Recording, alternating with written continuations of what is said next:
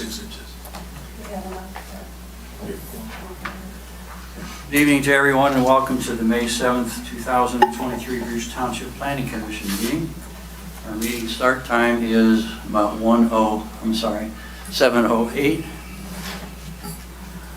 Dan, would you please call the roll? Certainly. Connie Chapman? Here. Mike Tremblay? Here. Ed Cubitz? Here. Jared Vinson? Excused? Mandy Barnett? Have not heard, so. Okay. Rick Hagelstein? Here. Randy Camp? Here. That's enough for quorum, so we can continue. Before we start the business part of the meeting, I'm going to ask everyone to rise for the Pledge of Allegiance. I pledge allegiance to the flag of the United States of America and to the republic for which it stands, one nation, under God, indivisible, with liberty and justice for all. They kind of got us squished in right back there. No. Okay, this is a public business meeting of the Planning Commission for Bruce Township, and we do welcome public comments. And at various points in our agenda, people will have a chance to approach the podium. And until then, if you have not yet signed in on the register off to the right, to my right on the wall, if you wouldn't mind doing that, just so we know who has attended.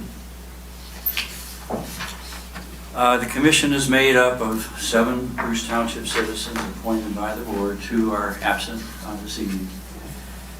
In addition, we have Dana Buchanan to my left. She's a township employee and she assists us with recording the meeting minutes and also is a former planning commissioner and has some historical perspective on issues that may come up.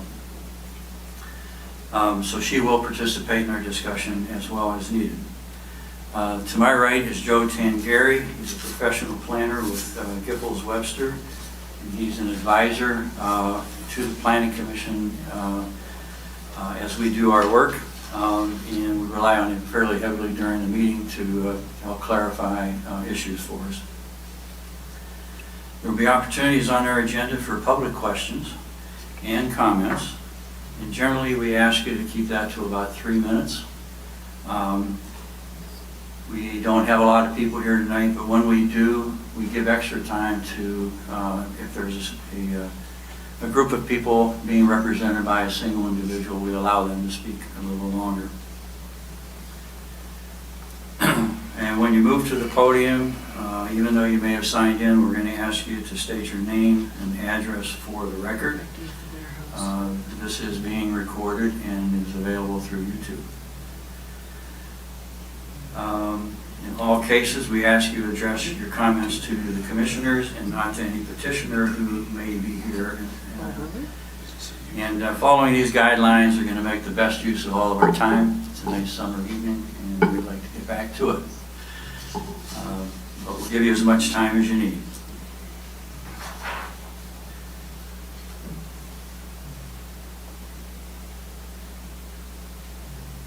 Okay, there were some adjustments to the minutes that were sent out in an email by Mandy.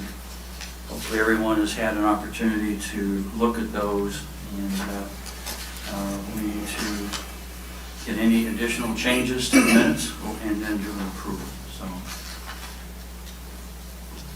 anyone have a change to the minutes of the last meeting, May 3rd?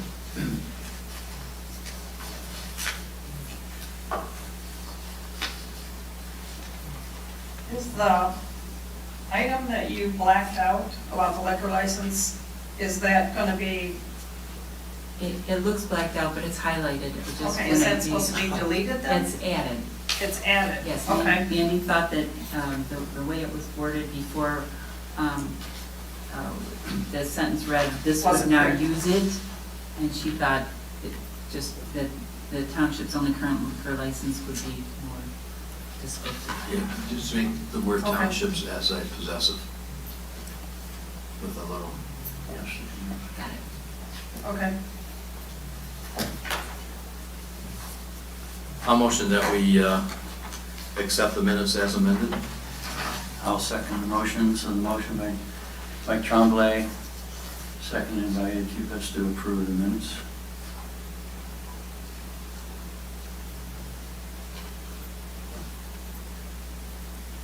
All those in favor say aye. Aye. Any to say nay? Motion carries. Okay, we have a fairly short agenda for tonight, but I just want to check with the commissioners, any desire to make changes to this agenda or a motion to approve. I'll make a motion to approve it. Motion by Connie. I'll second the motion. Seconded by Cupits. All those in favor say aye. Aye. Opposed, say nay. Motion carries. Okay, item number 6 is public comment. If you are not on the agenda as a specific item, but you would like to address your thoughts to the commission, now is the time to do so. Remember your name and address, please. Good evening, Commissioners. I'm Justin Raz from Raz Building and Development.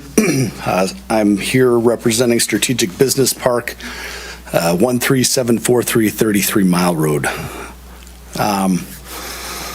Some of you have seen me before, others haven't. I'm here tonight just to ask a few questions about your commercial zoning, which the last 11 acres that we have at Strategic Business Park is zoned Commercial 2. Reading over your ordinance with prospective clientele coming in and out of the office, we have a question on why the C2 zoning has a 5-acre minimum. If you go through your ordinance and take a look at everything from O through M1, you're basically a half an acre or slightly larger than that for all of those use groups or all those zoning districts. Office 1 is 15,000 square feet, C1 15,000 square feet, C2, as I stated, is 5 acres, and C3 is 15,000 square feet. Industrial office research is 30,000 square feet, and manufacturing is 20,000 square feet. Now, there's 43,560 square feet in an acre, and most of those uses come well under that acre. I was just wondering if maybe we could ask Joe or one of you members could elaborate on why the large parcel size for Commercial 2. So I was prepped for this question by Dana. The question was coming, so I have given it some thought, and I have a theory. I Okay. can't confirm this because I wasn't here when that was originally established. My theory, based on the name of the district, it's called Planned Shopping Center. So my theory is that when they established the district initially, which was done, I don't know how many years ago. Well before you were here. 40 probably years ago, Sure. probably. Most likely what they were thinking is that we need large parcels to support planned shopping centers. That's my guess. Okay. Now, is that still best standard for that district? Given that we do have some shopping centers, but there's a lot of land that's still got that zoning that's not necessarily going to become another shopping center. Are we perhaps preventing something from going there with that standard? That's a possibility. It may actually be worth looking at. Because it is definitely a lot larger than any of the other standards that we have for a minimum lot size. And it's not just the minimum lot size, it's the minimum lot width as well, 300 feet versus 80 in the other commercial districts. So, yeah, it seems like when that district was originally established, they were thinking we're going to get big shopping centers, and that's what they expected. And that has resulted in some big shopping centers if you go north on Van Dyke, but there's still land that, probably isn't going to be a shopping center because there's not a lot of them being built these days. Where's that 5-acre minimum in the ordinance? It's in two places, actually. Yeah, if you look at the C2 Planned Shopping Center District, section 3.1.13, that's on page 3-31. So you can see the 5-acre minimum lot area and the 300-foot minimum lot width. But when you look at the permitted uses, some of the permitted uses are 10,000 square feet, 5,000 square feet. Oh, yeah, some of the permitted uses are fairly small. I think, again, that was probably thought it was going to be part of a Oh, a larger, shopping sounds center. like it. Yeah, it was gonna be one little bay in a shopping center. But you could easily have a standalone bakery. And that certainly wouldn't take up a 5-acre lot.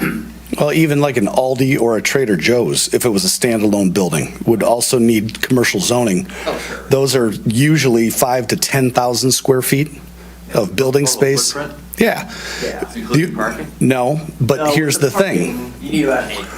Right. So the thing is you have a parking ordinance that is associated with every use group and everything that you do anyway. So if somebody did come in and say, they want to do a large shopping center like Joe's describing, your backstop to make sure they have enough acreage is your parking ordinance.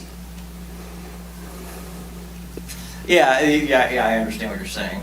The parking area is gonna grow with the building. And most developers that are coming in to do something like that, they're not going to try to squeeze it on acreage that doesn't fit. They know what they need.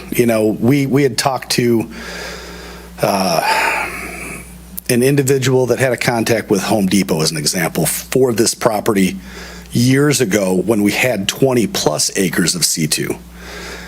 They needed 15 acres minimum, and they wouldn't look at a piece of property unless it was that.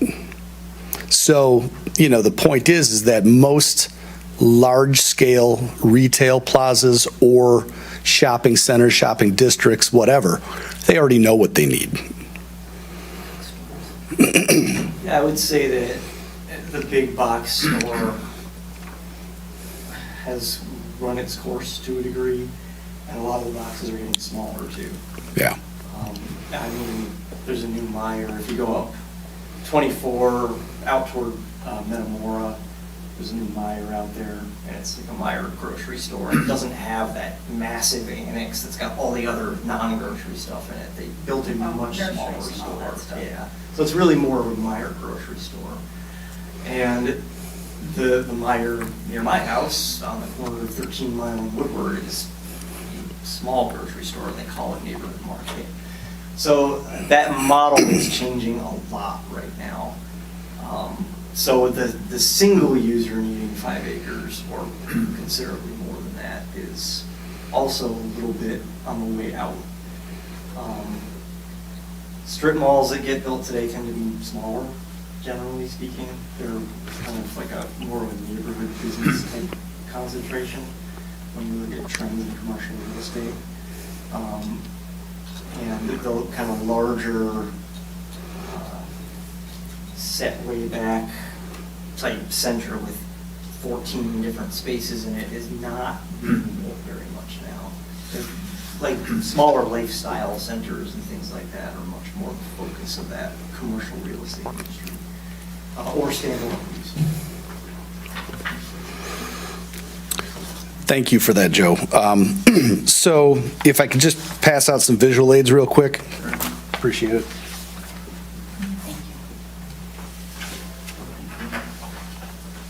It's just,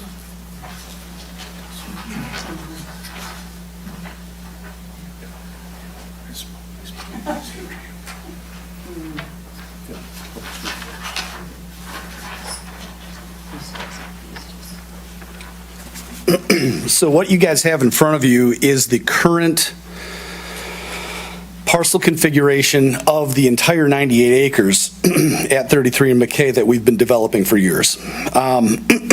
If you look at the parcel 4 and 5 and the little existing building on that, that's actually where our office is. The division line between parcel 4 and 5 is going to be the private road that I believe you guys have site plan approved last year for Aragona Properties for the homestead development, which is going to be on parcel 3. So as our zoning goes right now, Parcel 3 is RM1. Parcel 1 is M1. And then the thing that you're not seeing is at Orchard Crossing Lane down in the bottom right-hand corner is the Orchard Grove Health Campus that Trilogy owns and operates. So really, all we have left is Parcel 4 and Parcel 5. Now, these are net acreage on this chart here. So we actually have 5 plus and over 6.5 total. So around 11 and a half, 11 3/4 acres is what we have. All of it's zone C2 right now. In order to comply with the ordinance and bring a client to the community, I would have to sell 2 parcels only. And with what Joe was saying, we're starting to see clientele that isn't interested in 5 acres. They may want 2.5 or 3. Less in a lot of cases. Agreed. Agreed. That's been my experience in other communities. Agreed. So this is a potential hindrance to you for a potential client Correct. of having to sell a larger piece than they really need. Correct. And beyond that, we originally, like I stated earlier, had 21 plus acres that we reconfigured to give you this configuration that you have right now, okay? So when we had the 20 plus, the 5 was like, no big deal. You know, we could have done it as a condominium development and brought a plethora of users to 20 plus acres. Now that we're down to 11, we have a bit of a hardship, and we're just trying to get some direction from you guys whether or not an ordinance change may be in the future for Bruce Township with regard to C2, something along the lines of the C1, C3 stuff that we're seeing in the ordinance, or if we need to rezone this to something else in the C designation in order to be able to sell the property efficiently to the clientele that we're seeing. Joe, I got a question for you. Sure. Is C2 a common designation in communities? RC2 kind of? So, I mean, generally speaking, when you have a barely developed community, let's say we're out in the middle of Lapeer County and we're not in Lapeer itself, you might have 1 or possibly 2 commercial designations, and one of them is going to be geared toward very small items, and another one will be geared toward, more robust commercial uses. When you get to a higher level of development, typically that cascades out to 3, 4, 5 different districts, depending on your circumstances. I think about, Farmington Hills, which is very built up, has a B1 through B4, but they also have an expressway service district, which is a little bit more specialized. So that's 5 commercial districts that they're working with. And then they have 4 office districts, which is probably 3 too many. But, and then if you look straight to the south in Washington Township, they've got, actually, I can even tell you, I've got their ordinance right here. They've got, at this point, they have a local commercial and a general commercial district, but they also have their village district. So they've got kind of 3 levels of intensity, and they're getting fairly built up in the southern part of the south central, I should say, part of the township. So that's kind of where things are likely headed here. We have 2 commercial designations in our ordinance, only 2 of them are on our map at the moment. But we're likely looking at, probably eventually having 3 different designations on our map. And, like I said, the way commercial real estate is going right now, the big strip mall setback 175 feet from, the front property line with a bunch of parking in front is not the model anymore. There are not many of those being built now.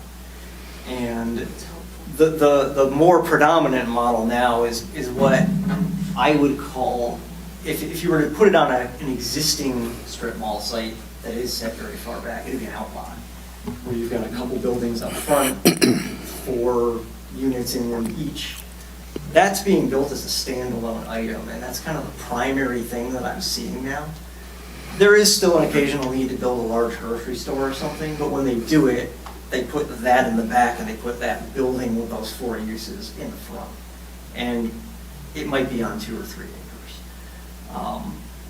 I'm not seeing those, you know, if you go down Van Dyke through Sterling Heights and you've got those huge strip malls that are set way, way back and there's dozens of stores in each of them. I don't know if one of those is going to get built again in this region. I haven't seen that kind of development in a very, very long time. So what would the footprint be, let's say, for a Home Depot like? A Home That'd be Depot 4 or 5 acres? would be big. A Home Depot is probably going to have about 4 or 5 acres, yeah. That's a big store.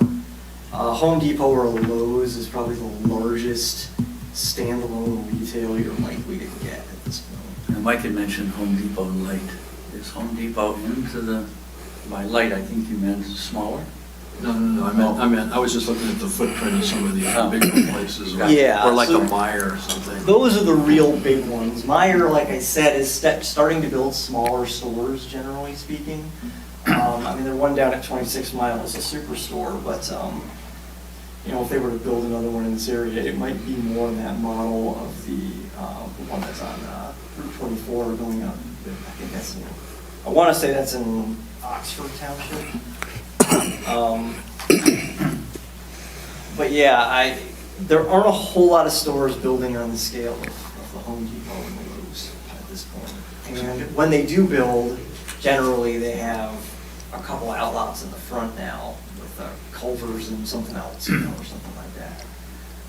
They're not just plopping down their big store with a big parking lot and leaving it at that. They're putting other uses on the lot. And sometimes they're they're parceling off to put those uses there.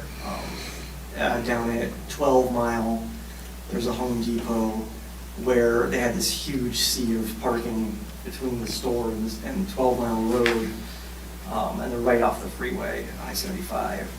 And they cut off a couple of parcels, maybe 10 years ago now, for a Culver's and a small 3-tenant retail outlet, and it's got like a cell phone store and a couple other things in it. They found they didn't need the parking that they had, were never filling up, and that land could be used for other things, so they cut off a couple little parcels and let other people build on them. Joe, do you know, since it's recent construction, how big the parcel is for the new Culver's in Washington? That's pretty small. That's a good question. Yeah, it's not very big. It's 2 acres at the most.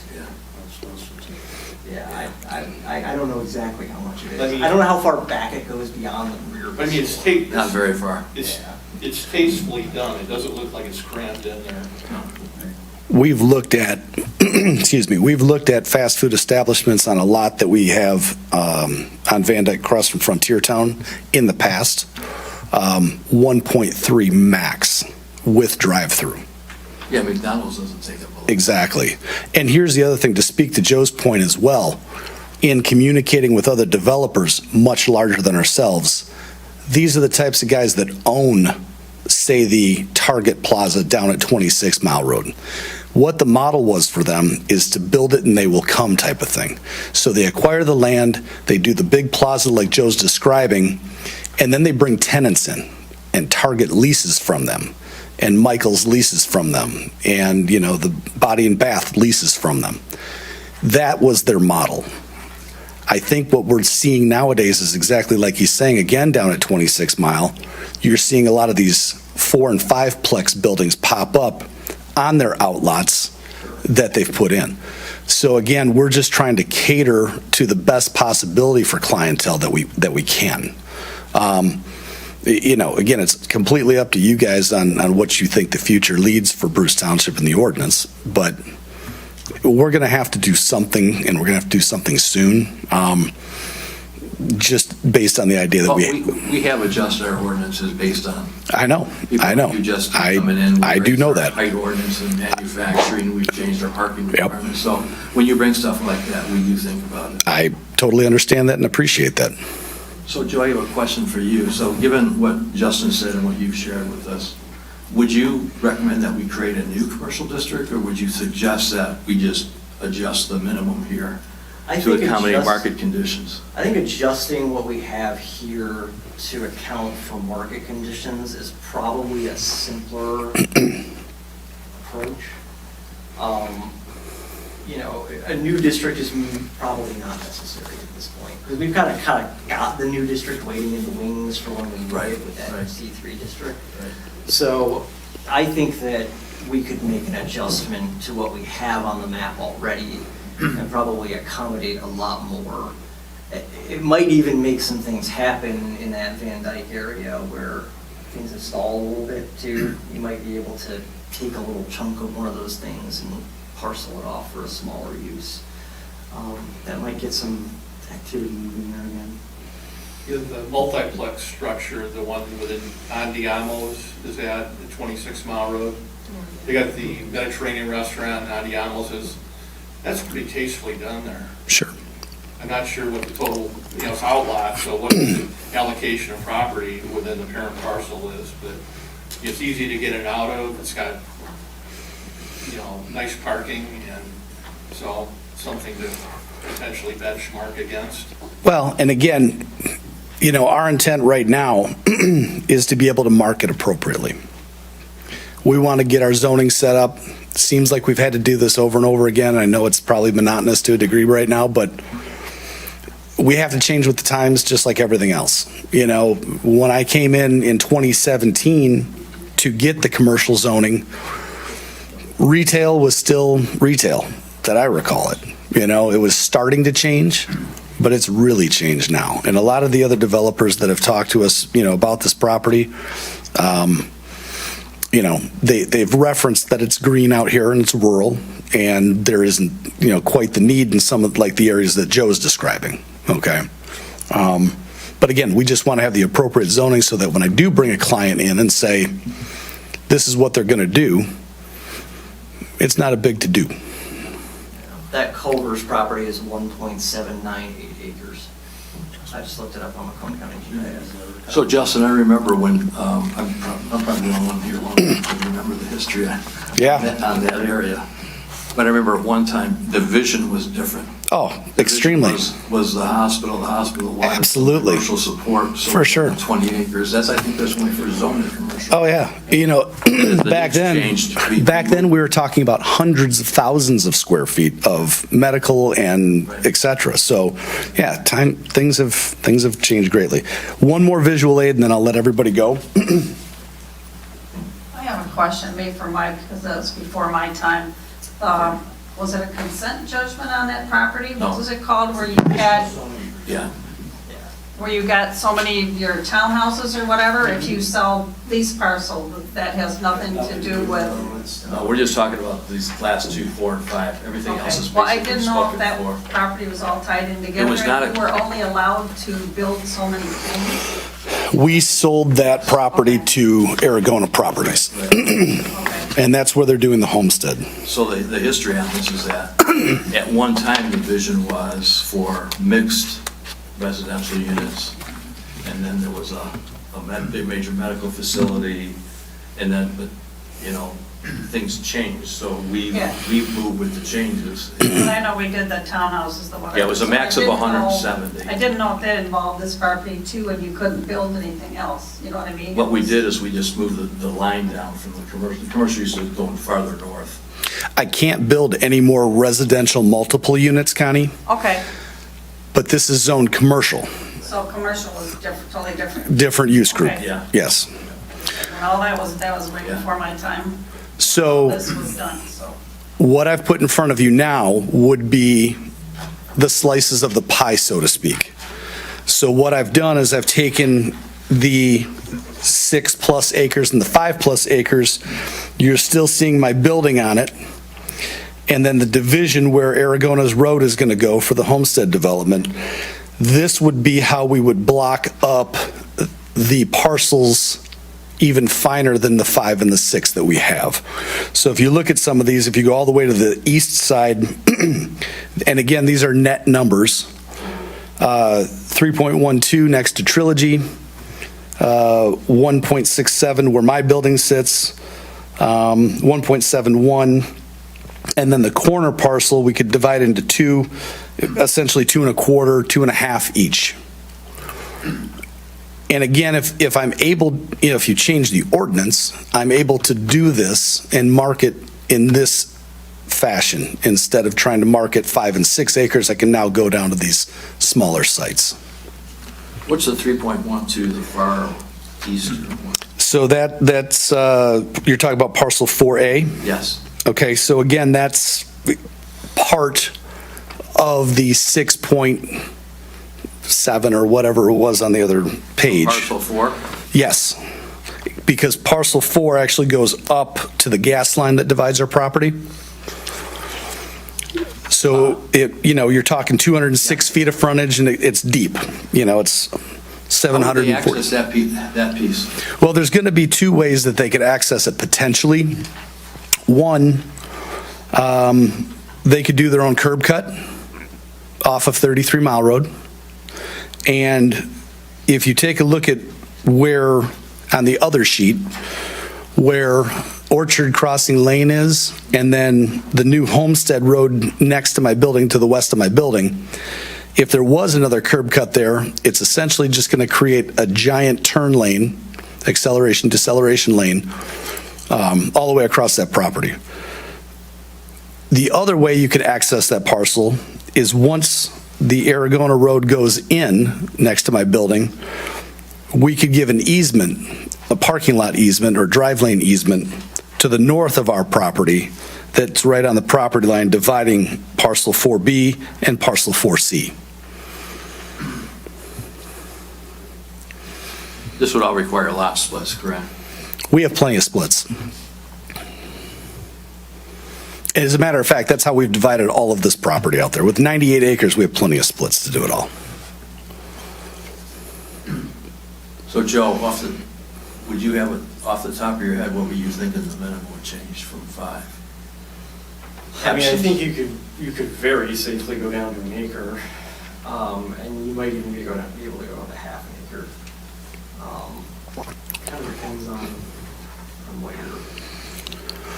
I have another question regarding the C ordinances, though, Joe. When you start with C1 and then to 2 and to 3, is it the township's idea or intent that, 1 is a certain volume of use groups and then it builds again in C3? Essentially, yeah. So, It's and in the if- middle, essentially. Right, and if I remember correctly, if I had C3 as an example, I could do uses in C1 or 2. That's correct. And if I remember correctly, and maybe I'm wrong on this one, can I do IR and O as well in C? Or is that just an M1? That's just an M1. Okay.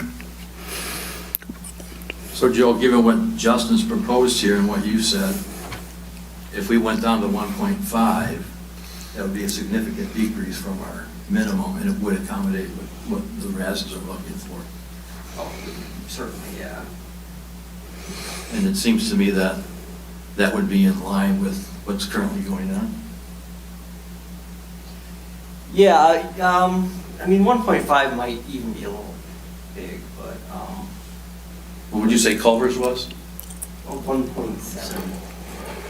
Well, with C3 being 15,000 square feet, what would the logic be behind keeping C2 up at 1.5?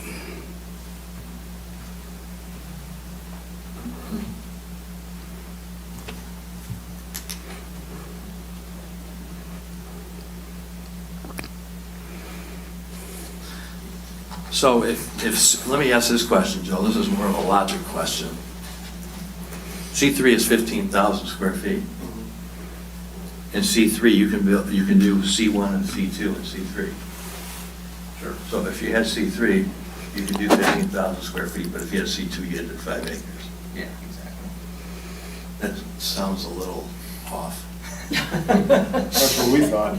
Yeah. That's why I'm here, guys. Yeah, it's Again, I think they were really thinking it's going to be huge shopping centers. And actually, if you look up Van Dyke, where La Fonda is, that's on a lot that's 2.7 acres. So that's a 2.7 acre with a building behind it even, that's 2.7 acres. You mean that strip center, the whole The one to the, there's two parcels there, so the one to the south where the Secretary of State is, that's Yeah. a separate parcel. So the one that La Fonda's on is actually 2.7 acres. Does that include all those shops behind it? Yeah, it does. Okay. So this is So all all those good little shops dialogue. behind La Fonda and La Fonda itself. I'm not familiar where that's at. Yeah, but- Where's that little, Sheena's? It's the Mexican. North of Sheena's. Oh, Fonda's the Mexican restaurant? You got Fisherman's Got it. Cove and then the Fiddler. one with the You got sorry, CVS, and then Fiddler's you go to Cove. the Mexican restaurant. And then the one with the Secretary of State. La Fonda's the farthest north Yeah. building. And it is a Bruce Township, they do have good food. Yeah, it's a big restaurant. Go visit Fiddler, go visit.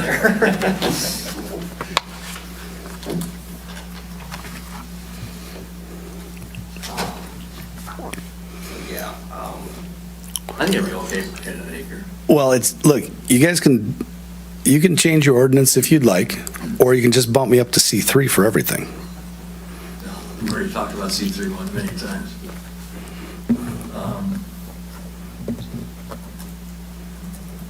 So I think it's something to talk about and consider, Yeah, you know, I do too. in the future. I don't mean long future. Maybe some recommendations. Joe, would you be able to do some comparisons to other communities and bring it in, and maybe with a proposal on what you think is appropriate Sure. for the next meeting? Yeah. Would this be something you would highlight for the board? Current stuff? It would have to go to the board if we changed it. See, Yeah. But it would come here first. Post this meeting before we. I usually at the board meeting, I usually give them a heads up on what we're doing. Yeah. I typically do that. But I usually tell them like after we've already talked about it, like when Joe would bring a proposal, so at the June board meeting or the July board meeting, I would tell them. Okay. Because we're still in just exploratory. Right. Yes. I didn't know if you wanted to just highlight it and say we're working on it. They trust us, More to come. believe me. Okay. Yeah. I don't think we've had anything turned down for what we recommended. They look to us as the arms and legs for planning and zoning, unless there's something really is a strange anomaly, they're normally supportive of what we do. But I will, when we get to the June meeting, if we're all pretty much on board and want Joe to draft an ordinance, I would certainly make the board aware of it.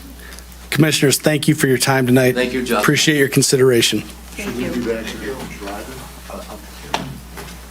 Well, I'll get with you if we're going to come back for something else. Okay. Thank you. Thanks, guys. Thank you. Thanks.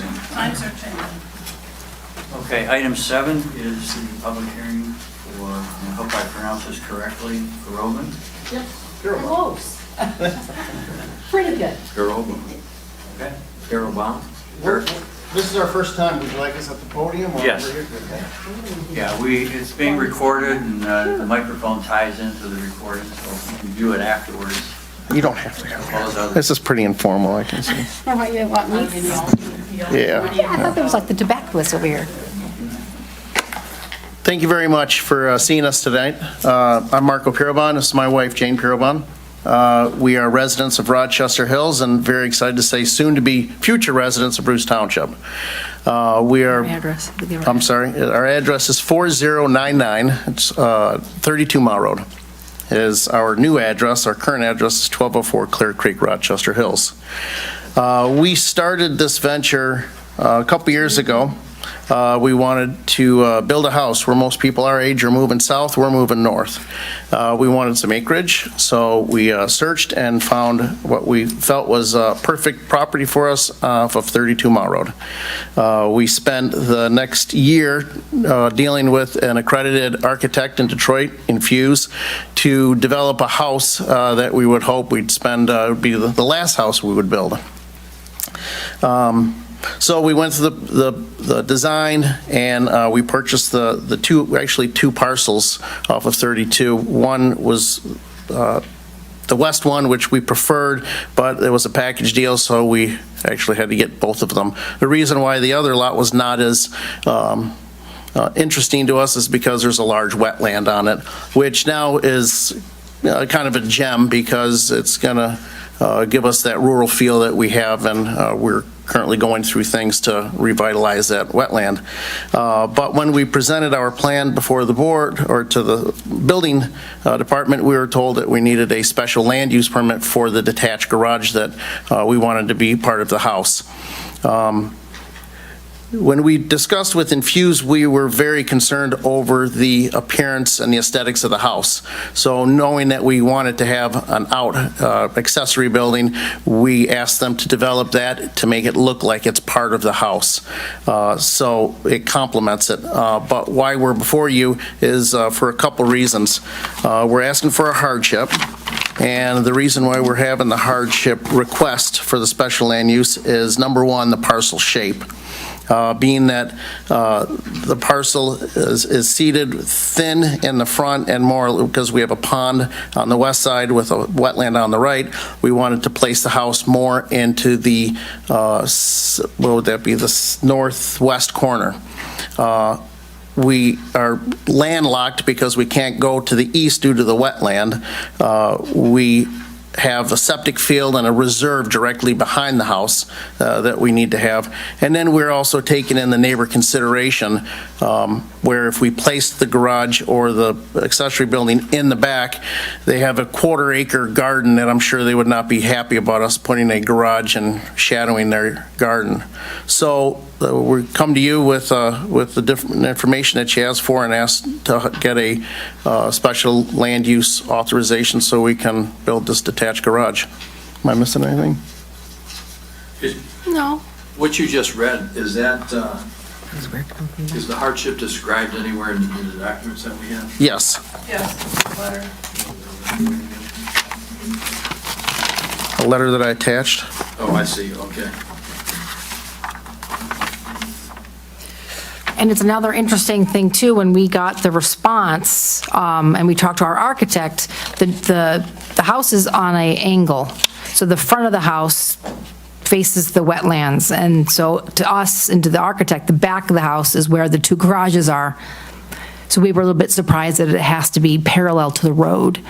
He doesn't understand. He said he could write a letter, but he said it's pretty self-explanatory, looking at the property, the angle of the house, the garages are behind the house, but I mean, and he knows he's built here, he's been designing homes and apartment buildings, hotels. I mean, he understands all the different ordinances, but, so that was a surprise that it had to be parallel to 32 versus looking at what the house is oriented, so that was another surprise.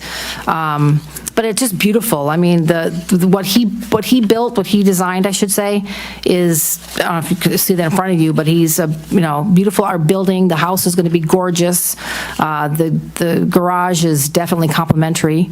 And originally, which again, I'm glad we didn't do it, but we were going to do like a 2-story thing to make it more grand. But we were like, okay, we let's bring it to make the same height as the house. And they complement each other with the timbers and the stone and the beautiful, the siding, which is, going to be whatever color we haven't decided yet. But when you look at that property, if you ever get a chance to go over there, it's really unique. It's different with the wetlands and the ponds. And another thing that was interesting with the response was about the silo. The silo's been there for like 75 years. We did not put it there. We just made it beautiful. It was a junky looking thing, and we got a gentleman from Pennsylvania, a wonderful Amish man who beautifully restored it. So we think it's a bonus versus tear it down. So we love the silo, and we really wanted to also put the silo and having it so that it complements the house and the garage. So that is another thing to consider. The silo is not going to be utilized. The silo is basically there as an aesthetic. It has holes in the side. We just put a chute on it just to make it look like it's part of the house.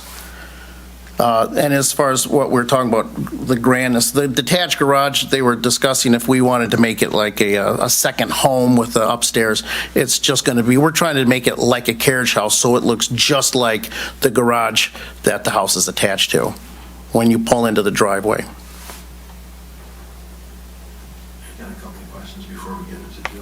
Okay, go ahead. The address on the application is Rochester Hills. That was your prior residence or your current residence? That's our current residence. Your current residence. So you purchased this property. Is there an existing home or you're building a home? We're building. You're building a home and a detached garage? Okay. And the address of where the home is 4155 32 Mile Road? No, it was 4200, according to Google Maps, when we purchased it. Under Bruce, it was just considered vacant with the parcel number, and since we received the building permit for the house, it's now 4099. That's what The address in my is also an estimate from, Okay. based on the block. Okay. yeah. And I Yeah, took once a we did drive the trying to permit, find this. we got the address, yeah.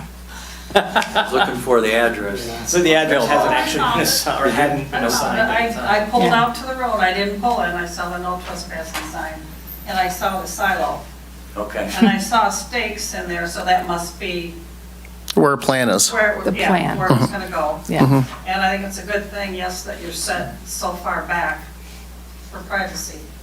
So- Yeah. What's this building on your thing, Joe? Your building on the west side of your drawing. Is that the silo? Oh, is that the silo? Yeah, Yeah, There's like a little silos. circle on the drawing. yeah, that's a silo. With the shade casting over it. Yeah, Talking about this thing over here. That's somebody else's house. Oh, that's Somebody another else's- house? That is not. That's somebody This- else's This is house, the the red, neighbor. is what we're talking about, okay. Oh, yeah. Thank you. Page. And as you can see, that house next door has a beautiful garden. Consider all on the Your access driveway will be off of 32 Mile Road, correct? Yes. So I've got a question. This drawing here, it shows your detached accessory building on an angle, but is that the way that it's proposed to be built? Because you're talking about it being parallel with 32 Mile Road? No. No. We were surprised by this response, that it has to be parallel. We were Well, it showed, what they're pointing out is that the yard designations are based on. Here's my little drawing. Here's my- Oh, okay, all right, Yeah, she's Yeah. not referring to the building, she's talking about the Okay. yard designation. all right. The effect of the buildings is that as you come back in the driveway, they're kind of like this. So you're coming in and both buildings have a garage. So Almost it's a on side 45s. yard? It's a side yard. Kind of parallel with the house. Yeah, this is the packet that they got, right? Thank you. Yeah, so this is what I pictured. I made a copy. Well, I'll wait for comments between commissioners. So this yellow highlighted that is the proposed, Correct. Yes. Yeah, that's right, yeah. It's actually going to be, and I'm not sure which rendition this is, it's going to be closer to the house. So I don't know, we moved, is that, I it's can't west read. of the house. It's Yeah, west of the that's- house, but This is the current one. that's the current Yeah. one. So I think it's 20-foot distance, 15 feet. 15 from the next Yeah. garage. What's between your property line to the west and what's next to you on the west side? That's all the wetlands. No, on the west, I'm sorry, you said on Oh, the, west. Oh, that's the neighbor. that's the neighbors and their That's the garden. neighbor's house? And their garden. Yeah. Have they talked to you or have you met them? or- We have. Yeah. And we've talked to them. Yeah. We talked to them prior to the meeting, and they said you can do whatever you want on your property. How many square foot is your principal residence? The principal residence is 2,900 foot ranch with a walkout basement. This is a Yeah, we got a public hearing, but I think we need Joe first and then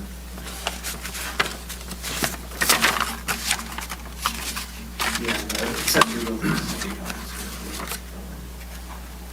So Commissioner and Joe, this is scheduled for a public hearing, so any additional comments, Joe, before I actually open? the public Sure, hearing? I'll just outline some things here. So, as we've discussed, new home, detached accessory building. It's about 800 square feet, the accessory building. This is on a 4.5 acre lot. They're allowed up to 1,700 square feet of accessory building and up to 2 accessory buildings. So this is, I guess the silo is there, so this is the second accessory building. So it is in the side yard because of the way the lot lays out and where they're putting the house behind that wetland area.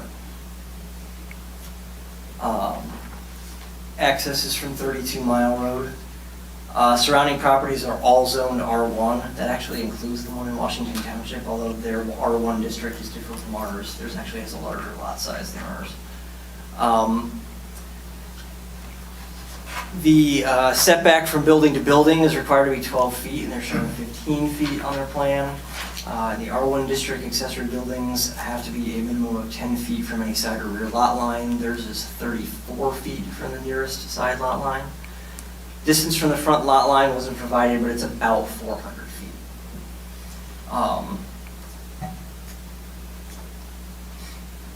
Let's see, what else here? Yeah, the reason for the request is that it's located in the side yard. That does require special land use approval. The maximum height for an accessory building under 850 square feet is 22 feet. There wasn't a precise height on the plans, but the peak is about 21 feet. We measure the midpoint between the peak and the eave, so clearly the 22 feet is met. And then we have our standards for special use approval for accessory buildings. I did put some comments down there. They provided some renderings of the house and the accessory building, as well as elevations of the accessory building. And you can use those to make a determination.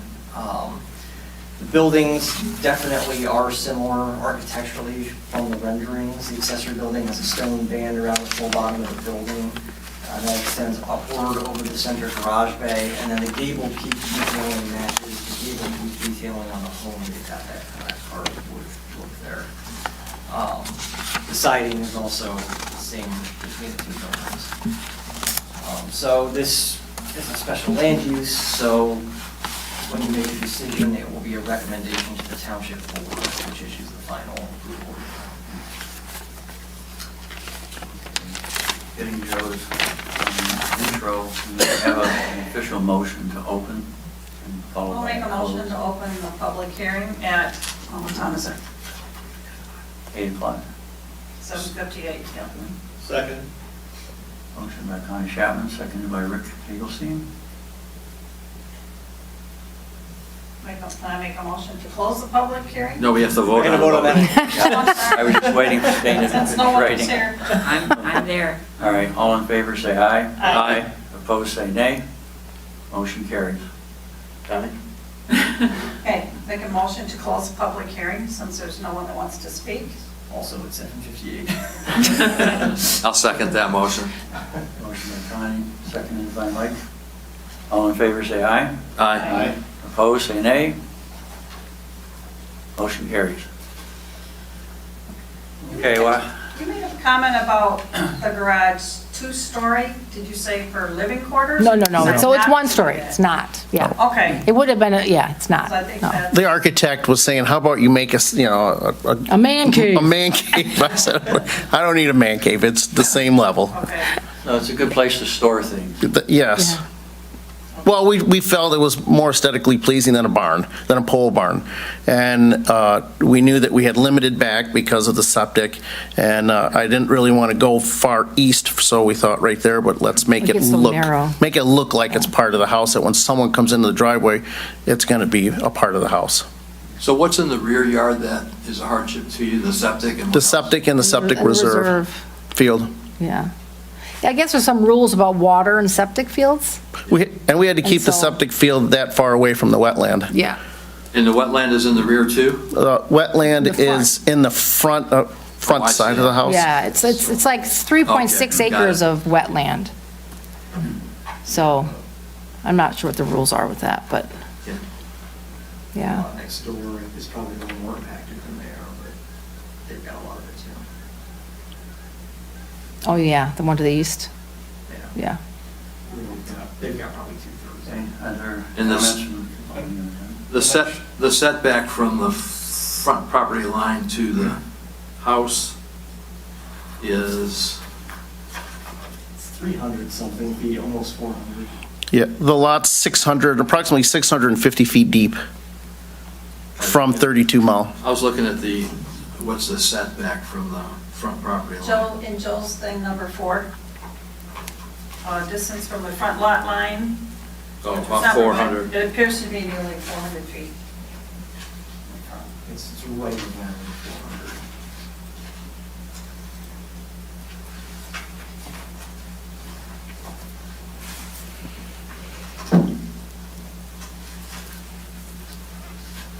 And the materials for the house? It's going to be a wood-framed home with, we're going to probably use hardy composite siding with stones and wood trim. And the material for the accessory building? Same. Thank you. Same roofing, everything's going to be the same. Yeah, Colors? everything. color. Yeah.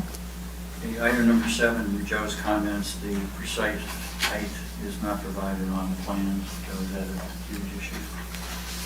Well, I did scale it off the architect, and it does appear to be about 21 feet to the peak, so it's compliant, but at some point we'd like to have. Does that need to be specifically noted that It'll be, I should have a plan. Yeah. We have. I have it. I had our architect draw up another, so I do have a copy of the actual height of the Yeah. accessory What building. is the actual height? 21 feet, 6 6 inches, 6.25 inches. So it is under 22 feet. That's at the peak. But a lot of standards are mid, Yeah. so that would put us at 15 feet. Yeah. So if you, I don't know. Mid-roof is 15 feet, 6.75 inches. Yeah. So that would be the official height based on the Yeah. ordinance. And if you'd like, I can give you a copy of this. We need all the copies for Yeah, everybody. submit one to Dana. Yeah. Okay. Yeah. Is there a driveway currently there? Just a temporary A temporary, like a stone? stone. No, just one they made to get to the back. Just a construction right Yeah, now. construction. We plan to make asphalt driveway. Yeah.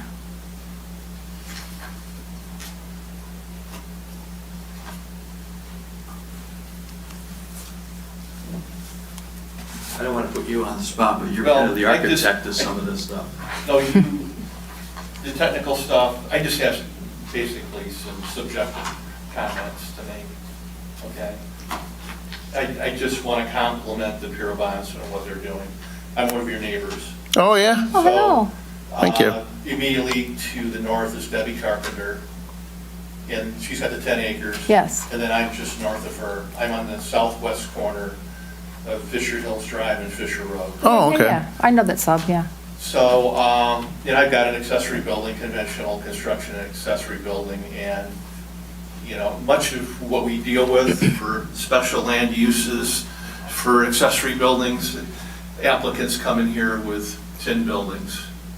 And, you know, there are permitted use in rear yard, but special land use in side yards. And I've spoken against them. I don't believe that they complement the principal structure. So what you have presented here in your plans, I think it's the right way to go. It's going to be an asset to the community, and I've been out there 23 years in that property. I had no clue how it was going to be developed. So I'm very thankful that you're moving in and doing what you're doing. So, Thank you. Yeah, thank you. We're We excited. have a vision. I'm sorry. We have a vision. Yes, we do. A couple of people saw it before, and they said, I don't see your vision. I'm glad you see it. And Yeah, well, it's, you know, matching matches. To me, it's the same material. It's not something, I mean, tin does not match stone Right. and siding and brick. So I'm very thankful that you're not coming in with that kind of proposal. So not at all. I'm one of your neighbors. Feel free to stop in anytime. Thank you. Rick. Thank you. Appreciate it. Welcome to the community. Do you have a Thank man cave? Do you have a man cave?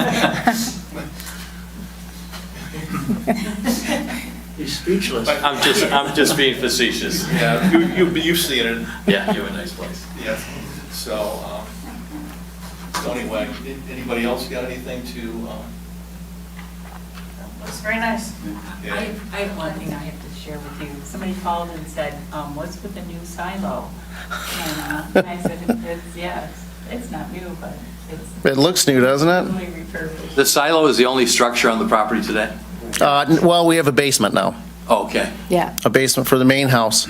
So that's it right now. So did they like the new silo? Oh, good, oh, good. Wondered So- where it came from, where this new silo come from. So when we saw that, the insurance company that we had liability said you either eliminate it or you'd rehab it. And we didn't want to eliminate it because we thought that was going to look really nice with the house. That was kind of our thought. And we worked very hard to find somebody who does rehabs of old silos, and we actually found an Amish gentleman in Pennsylvania who came all the way up with his trailer and his 2 kids, and his son and his daughter, one was 16 and 17, and they redid that. They painted it, they re-cemented it, they adjusted the bands on it, they put the cap on it. They did the whole shebang, and they did that in 4 days. How many days did it take him to get here on a horse? Oh, he's left the community. left the That was kind of a community. sad story. Yeah, he had to leave to do more modern work. Yeah. But he looks Amish, like he lives still- Amish, but he's been excommunicated. You know, that could be your man cave. You can go out there. Can you imagine how loud it's gonna be? Go out there and stand there and scream. Right, The most unusual thing is the bullet holes. yeah. He said, there's so many, someone used it as target practice at one time. He had to fill up all the bullet holes, All but bullet holes, yeah. yeah, we're really proud of it. So our plan is, further on, is going to have lighting that's going to shine up, so when you see the house, we're going to have lighting around the house, and then use that as kind of It's just cool. an It's accent just really piece. cool. You're gonna love it. I mean, there's traffic, obviously, on 32. Right. To a lesser extent Fisher, but other than that, when the traffic's slow, you can hear a pin drop out there. It's so quiet, it's really a very nice area. We hope so. 32 is a little nerve-wracking for us. We're hoping that we're set far enough back with 32, but I think we'll be fine. Well, you can do some noise abatement. I've got berms with spruces in them. We did that. It Yeah, helps out a lot. yeah. Feel emotion is in the air. Oh, Yeah, okay. sorry. Sorry. He wants to go home, I'm Yeah. sorry. So I'd like to submit a motion by this plan commission to recommend to our board for approval of the special land use accessory building submitted by Marco and Jane Pirobon at 4155, that's the incorrect number. 4099. 4099 32 Mile Road, parcel ID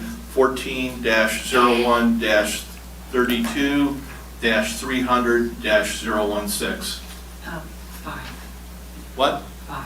Okay, 15, I stand corrected. I'm going off the Joe's report. Thank you. You are the eagle eye. Okay, I'll second the motion. I don't think he's done. you're done. Yeah, I thought he was. I think what you should do this is a suggestion. Okay, You should put in your motion the reason why you're doing it, so it doesn't set a precedent. okay. So there's a number of things that are good rationale on why. That's a good precedent.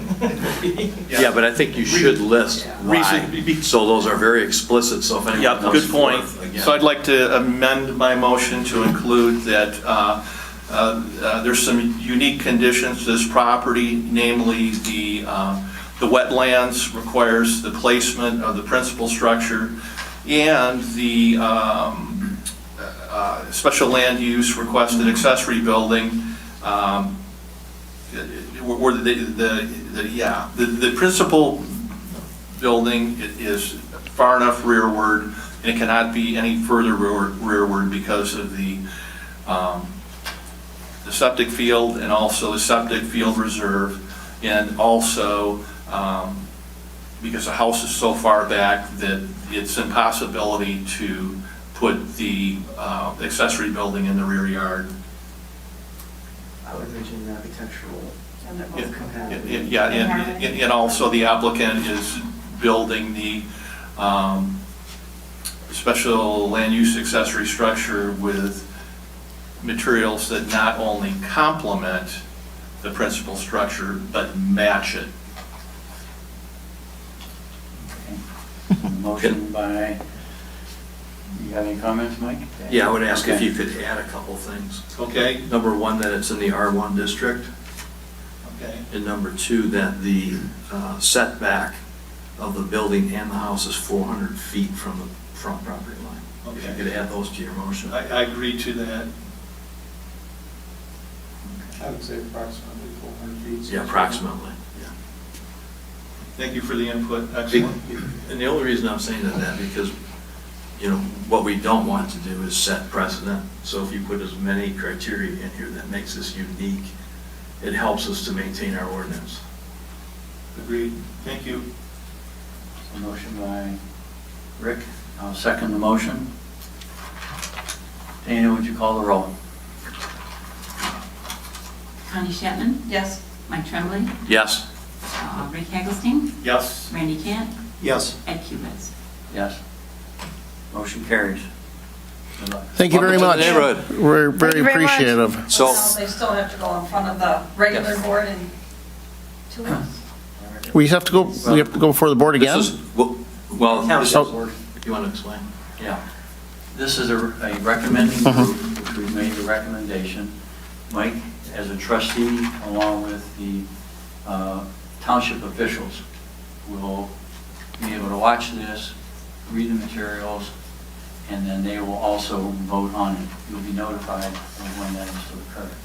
It's 2 weeks from today at 6 PM right here. Okay, 2 weeks from today.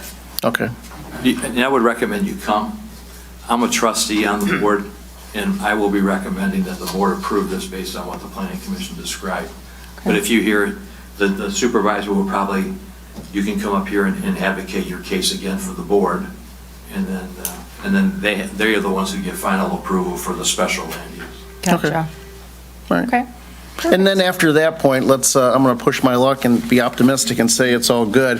When would we be able to expect the permit to start that detached garage? That's the building department, and I don't know what their turnaround, did Dana? Oh, they were fast. turnaround time? Yeah, did you talk to them? Mark? They said as soon as we get the green light, yeah. So I would say later this month. Okay, perfect. Wonderful. All right. Thank you very much. Thank you very much. Appreciate it. Appreciate it. Welcome to the neighborhood. Thank you. Thank you. Hope we get down here pretty soon. Good night. Good night. Okay, item 7 is complete. Reviews, are there any? Okay. Number 9, communications. Joe, anything from you? Dan? Is this one where we're going to talk about the fence? The fence is coming up under number 12. Okay. Okay, nothing in the way of communications.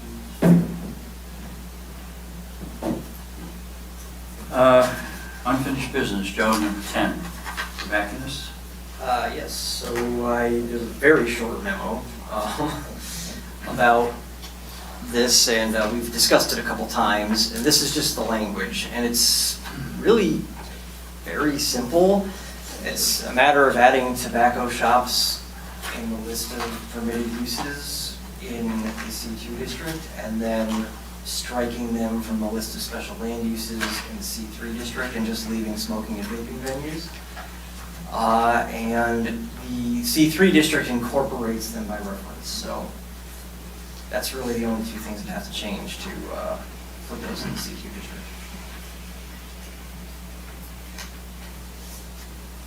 And last time we did agree that we were going to list them separately, so. I'll make a motion to set a public hearing. That's the appropriate thing, right, Joe? Yep. For July? That's correct. For the July Planning Commission meeting to review the ordinance amendment. Joe, you draft the ordinance amendment accordingly Yes. for our July Planning Commission meeting. Second. Motion by Tremblay, seconded by Hagglesteen. I just have a question, because this is just a store and it's not a place where they can go in and sit down. That's right. It's different, Yeah, okay. we've kept the smoking Different venues as a special land use in C3. Okay. This is a whole change. You can just start Okay, we're going to do a yea and nay vote on this. All in favor of the motion, please say aye, or aye rather. Aye. Nay. Hey. Nay, anyone? Okay, motion carries. Okay, We gotta punch the jukebox. number B, Joe. Okay, so this is something we talked about last month, where we did not have a specified validity period for preliminary condominium approval. So we were discussing this based on one that hadn't come back in a while, and we were kind of wondering, well, is it still valid, is it not? So the idea was, well, let's actually just put that validity period in the ordinance. And I took the opportunity to elaborate on the process a little bit, because we did, a couple of years ago, have a problem with someone who started doing a whole bunch of work when they didn't have their final approval yet, and had to bring them back. So I thought, well, let's clean that up too while we're at it. So you can see here, all the underlined text is new text, or relocated or edited. And then anything that's being deleted is struck. So for one thing, under item B, it says pursuant to authority conferred by blah, blah, blah, all condominium subdivisions shall require approval by the planning commission before units may be sold or site improvement initiated. But it actually is the planning commission and township board who need that final approval. So I've added in the township board, changed it from 2 steps to 3. We have preliminary plan review as step 1, and that hasn't changed. And then within 1 year of receiving preliminary plan review, they have to get into engineering review in order for their preliminary approval to remain valid, matching the 1 year period that site plans are valid. And then I've added a little thing about engineering review here. So they've got to prepare their appropriate engineering plans. They have to apply for engineering approval, submit it for review and comment to the local, county, and state agencies.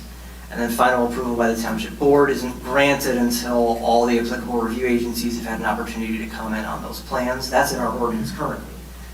So board can't act until all those agencies have reviewed it. Let's get it done prior to the submission for final approval. And then final plan review, we're giving them 6 months after engineering approval. So they might be in the engineering phase for a year. They've got to get all those approvals. They might have to get Eagle approval and other things. So that could take a while. But once they get that approval, then they've got 6 months to come back for final plan review. And that is a recommendation from the planning commission to the township board, and the board gives the final approval. And I've also noted in here that the utility plan that they're presenting at that stage is the engineering approved utility plan. And the construction, paving, and maintenance plan is the engineering approved plan. And also the storm drainage and stormwater management plan is the engineering approved plan. So there's no ambiguity about what they're providing. That's the plan that the engineer approved. That's what the planning commission and the township board are looking at. And then finally, I just modified the language in the final approval paragraph. I gave that a 2-year validity period, which seemed to line up with a lot of other ordinances for subdivision construction. I think really what that's meant to do in most ordinances is allow for the vicissitudes of the market. If all of a sudden things go real wrong in the economy, it gives them a chance for the economy to bounce back. So that's why that 2-year period is so long. Yeah, exactly. It gives them a chance for the economy to bounce back, and then they can get rolling. So, overall, I mean, it could stretch out a little bit over the years, but I see this one is I think it's the only one. It can be renewed 2 times, 1 year yes, it can be extension. reviewed 2 times. But the other ones can't. We do have a renewal clause under the site plans, I believe. We can add one if we don't have one. I mean, the engineering review, 1 year, could that ever be extended? Or it's only this last? It's only the final approval. Final, that okay. can be extended. Well, I mean, in a way that's good, things get drawn out. Yeah, because getting into engineering review in order to initiate engineering review, that should be fairly simple. You could bring your preliminary plans to them to initiate engineering review. It's really not that big a deal to start that process. To get through it, you obviously have to have everything correct, so it can take some time if you don't have all your ducks in a row. Well, this says validity period for the condominium approval. What happens with other site plans, say townhouses? Are there any other So, things that fall under this category that would have to follow the same rules? No, it's just subdivisions. Everything else would be a site plan. So that would fall under our site plan rules, which has a 1-year validity period with some extension ability. Mhm.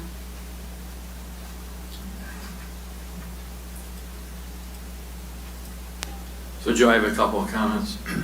The last sentence in the engineering review paragraph, wouldn't that statement be more appropriate in 3? Because you're saying about the final approval by the board, and the final approval by the board doesn't happen until after we've had a second crack at it, and then we make a recommendation for final approval to the board. Yeah, maybe it could be reworded to say, final plan review shall not occur until such time. And then, yeah, I think that would Yeah. clarify it, yeah. Okay. Yep. Yeah, I like that. And then the other question I have 2 more questions. One other question I have is, I think on site plan, the validity is 1 year. That's correct, yeah. Why would this be 2 years? For the final? Yeah. Yes. Yeah, it's, like I said, it's something that I've seen commonly in other ordinances. And I think I think really what it's supposed to be trying to do in most of those ordinances is just give it time to get going. If you want to go down to 1 year with 2 1-year extensions, we can certainly do that. The reason I say this is because you've got engineering review, which is up to 1 year, and then final plan review is up to 6 months, so you already have 1.5 years. Sure. And then after final, you're giving them another 2, and I just, Thought that was a lot. I did And then 2 extensions possible after that. I think 2 So- extensions are fine, because then they can come in and ask for it. But do it 1 year, 1 and then, 1 year and then 1-year extensions. that sounds better. So what happens if they expire their extensions and they start over again? Oh, they would have to start over again. Now, a site plan, I don't know if we have a limit on extensions, do we? If we don't, we probably should, on how many extensions they can Yeah, request. I only have a few that are, would be an issue. ESCO roofing is one. Have we notified them? Get old. Yeah, the guy came in actually today, but yeah, it's kind of. Because they're supposed to come to the planning commission and plead their case on why they haven't done anything. And I know we have extended them in the past, but it was during a poor economic cycle, so people weren't building. So we were fairly generous in granting extensions because of that matter. There is not a limit on the number of extensions in your ordinance. It's just, the planning commission has to extend it. They have to come before you before it expires to get it extended. If they're 2 years out and they realize they didn't build it, then they can't come back here, they have to go back through the process. So if they are tracking things and they realize that they're coming up on a year and they say, oh, we need more time, then they've got to come back here. So this all came up because of an existing condominium development that has not come back to us in about 1.5 years, correct? That's right, yeah. This engineering review, if this were approved, would we apply this to that existing? Given that they haven't proceeded to engineering review, I would think it would apply because it would be coming in before they get into that stage. Otherwise, we'd probably just be applying the 1-year site plan to them. Yeah, I haven't heard a sound. Well, isn't it already too late if it's 1.5 years and they haven't come back? Well, we don't have it in our ordinance, though. That's What, what Joe is wasn't in there approving before our that? ordinance. Oh, Yeah, okay. I mean, we were relying on, we just had site plans. We didn't have anything in the condominium site plan. That's why Joe put this together. Yeah, so if we adopt this, I'm thinking that that condo site plan, if they ever come back, they're most likely gonna have to start over. And they may just bring the same plan in, but. You guys remember that one? Yeah. Where they kind of alluded to water and sewer differently than what, well, we had to prove something different than when they came in again. We've had more than one We person. turned them down, actually. Lie, I guess I should say, whatever. I don't know, I think it was, he didn't know, he was guessing. Because Well, I don't think it was an integrity issue with that gentleman. We've had another developer that lied. Oh, my Water. So, whatever, okay. So Joe, could you change that thing to 1 year? Yes, absolutely. And then 2 extensions. And then 2 1-year extensions. And then that would come back to the next meeting. Well, I'm gonna make a motion Okay. to have Joe, or, since these are minor corrections, Joe, could we set a public hearing and have you make those corrections in the form of a ordinance amendment? Yes. So I would make a motion to set a public hearing for an ordinance amendment for July. condominium site plan reviews for the July meeting with Joe to make the changes as indicated here today. I'll second that. Okay, motion by Trombley, seconded by Connie. Chapman? All in favor, say aye. Aye. Opposed, nay. Motion carries. Okay, Joe, 5G, ongoing. Still nothing, if there really haven't been any changes in the last year and a half to that, to the laws. that- Some people complained about if they have 5, that it doesn't work well. I mean, I've certainly experienced moments from my phone says I've got 5G, and I'm like, shouldn't this be going faster? It doesn't always work very well. The same is true of 4G and 3G before it. When is 10G going to start? I heard some comments about that. Okay, so we can move on from item C. Any new business? Okay, item number 12, we do have something that Joe and Dana were talking about earlier this evening. I have a picture here which Joe, I'll pass along so they can look at it. Can you do the intro? Yes, so the fence over here, this white fence, the property next door is. If you cross your eyes, you can see where It is what? It's higher up. than- Oh, okay. Than the parking lot here. So the fence goes up 6 feet from the parking lot, but on the other side of the fence, it's like 4.5 feet tall. And as a result, it doesn't particularly screen, especially what happens at the firehouse, from the neighboring lots. So the supervisor is talking about putting an extension on top of the fence, like a lattice or something, to improve their situation. If it's just a lattice, is that gonna do enough blocking? You know what I mean? I asked that same question. Apparently, if it's solid, we've got a fence company, we requested them to give us some of their expertise, as suggestions on how to handle it, but some of them were concerned about the weight of a solid panel and the wind. Would it Okay. be strong enough to, so, But does it solve the problem that we're trying to fix? That's the question Connie's asking, right? Yeah, if it's only lattice, is it really blocking a view? I guess. I think more like a board on board, the air goes through it and it blocks visibility. You know what the board on board is? Shadow box. Oh, I see. So I think this item is really an awareness for the commission. It is, it's sort of an informational item. The township certainly can extend that fence upward. That's within our abilities. They don't have to comply with the 6-foot fence height. Right, but just for you Oh, know, I see. everyone's Yeah, knowledge. we think it's valuable for everyone to be aware. that that's what's being considered over there,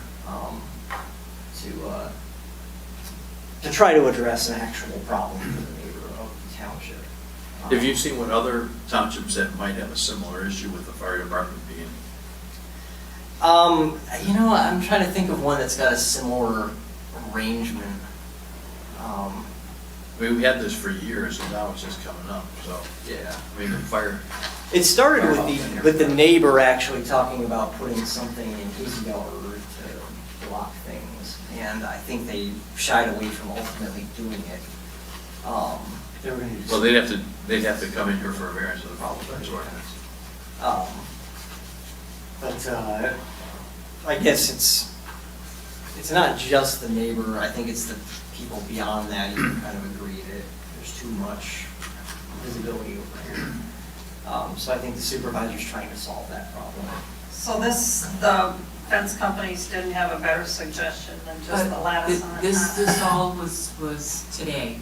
So- Oh, okay. So, because we're having a meeting on it. So they're kicking around different ideas. They may ultimately go in a different direction than that, but yeah, that was the initial offering.